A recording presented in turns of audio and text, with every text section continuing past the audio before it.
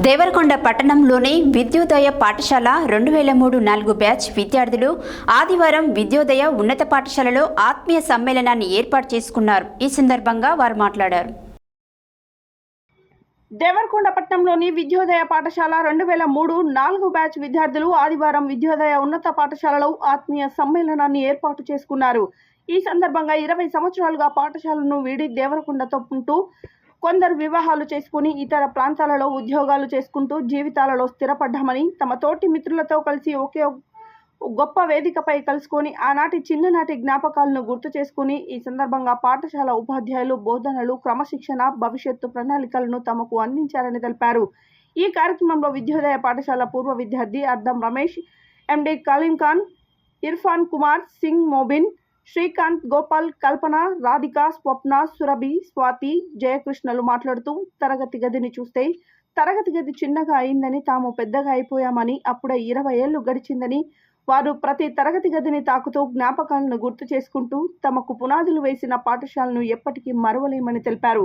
ఈ కార్యక్రమంలో ఉపాధ్యాయులు వనం చంద్రమౌళి, చంద్రకళ, కరస్పాండెంట్ పార్థసారథి, హెచ్ఎం కలీం, గుంటూరు రామకృష్ణ, వాలకొండ సత్యం, గంగాధర్, గడ్డం శ్రీను, ముజీబ్లతో పాటు విద్యార్థులు అద్దం రమేష్, ఎండి కలీం ఖాన్, ఇర్ఫాన్ కుమార్ సింగ్, ముబిన్, శ్రీకాంత్, గోపాల్, కల్పన, రాధిక, స్వప్న, స్వాతి, సురభి, స్వాతి, జయ, కృష్ణ తదితరులు పాల్గొన్నారు.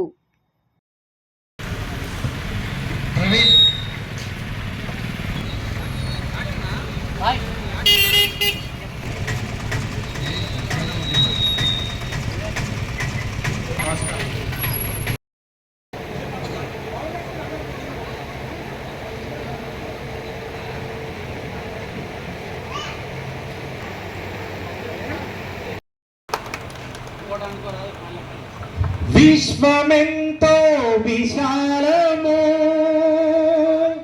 తరగని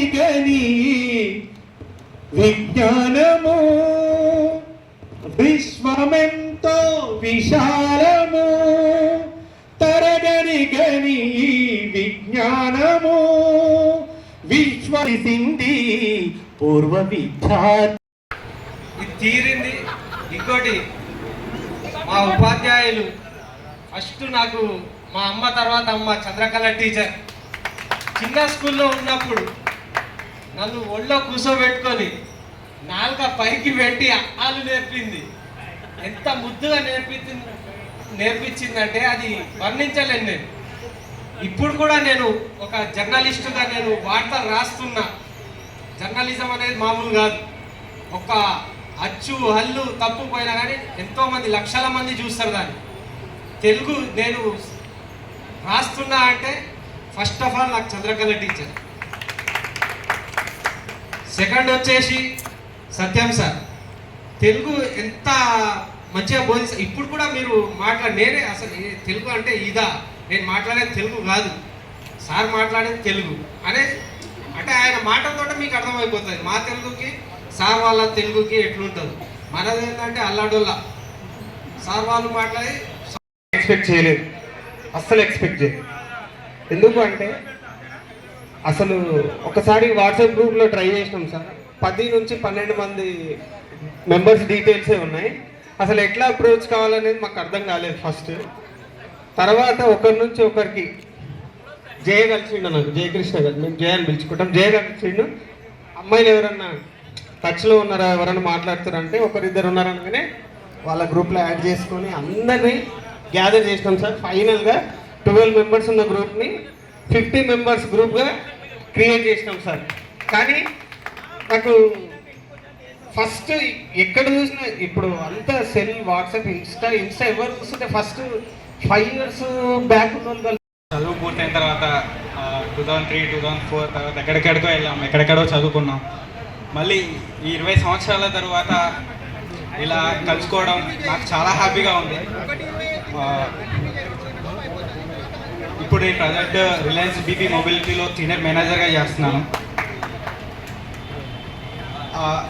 ఈరోజు ఈ పొజిషన్లో ఉండడానికి కారణం చిన్నప్పుడు నేర్చుకున్న క్రమశిక్షణ కావచ్చు, గురువులు చెప్పిన పాఠాలు కావచ్చు, ప్రతి ఒక్కటి అంటే అప్పుడప్పుడు నెమరు వేసుకుంటాను.